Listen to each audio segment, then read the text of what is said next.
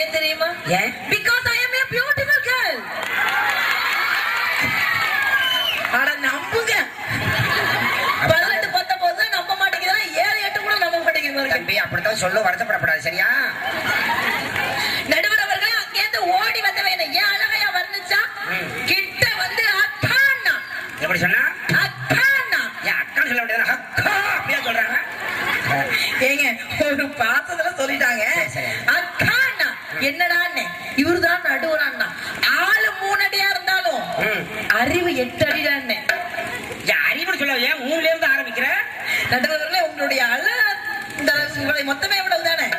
நடுவர் அவர்களே அறிவு அப்படிப்பட்ட அறிவுடான்னு. அக்கா அக்கா உங்க நடுவரை பார்க்கும்போது எனக்கு ஒரு பாட்டு பாடணும்னு தோணுதுக்கா.